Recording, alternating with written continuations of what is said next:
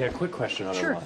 As we have currently missiles raining down on a U.S. force in Qatar, what is your biggest concern when it comes to safety for Americans?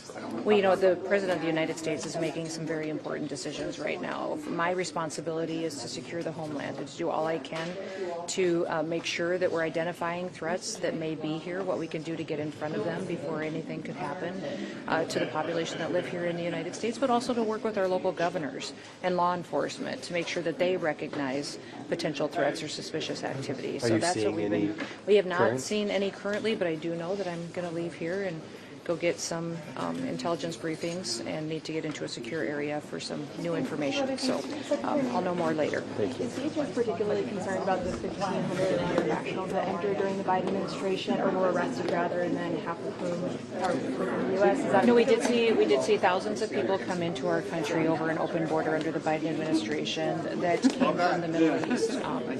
Have always been aware of the fact that some of these folks that may have come into our country could have potentially been radicalized. And so that is why we continue every day to go out and identify individuals that could be a threat to our homeland. And we'll continue to work to do that. We recognize that as tensions escalate, that means that there could be more potential for threats here at home. And so that's why we're at an elevated threat right now, and we'll continue to stay diligent. What about ahead of events like July 4th? Is there a particular concern ahead of future events like that, sleeper cells? You know, there's been concern since I took this job.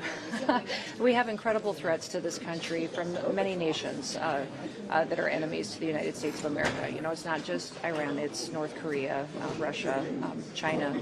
Consistently, every single day, are trying to threaten our way of life. So my job is to do all that I can to protect our country before something bad does happen. When we talk about sleeper cells, a lot of the past, like in terms of hits on the president and other U.S. officials, those have been carried out, at least according to prosecutors, by individuals hired here, not sleeper cells. Is there a concern of something We've seen different? both. We've seen some from overseas and some that have been here, maybe gone overseas for a short period of time, become radicalized and come back, or individuals that are right here in the United States. So we have to watch for all of it and to be diligent on all of it, and we'll continue to do so. And what information do we know right now in regards to those sleeper cells? How is DHS tracking and following and seeking information in regards Yeah, to I them? can't necessarily share that with you, but I will tell you that we are continuing to evaluate every single threat and to proactively go after them before they do anything or take any activity. Are we changing security policies at ports of entry since Saturday? I can't talk about that. Secretary Noem, what's your message to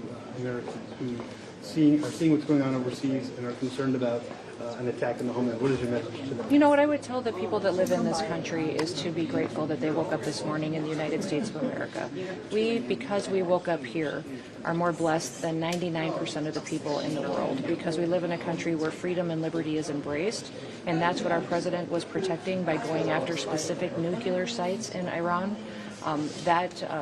Was something that was non-negotiable, and he did not do anything except take out the potential for that nuclear weapon to be utilized.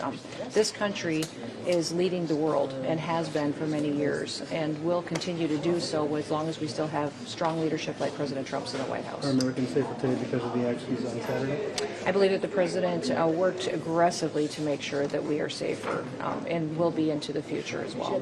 Are you aware of any threat that was issued to Trump while he was overseas by Iran saying I we can't might? speak to that, but thank you. Thank you guys so much for coming. Thank you. Thank you, Secretary.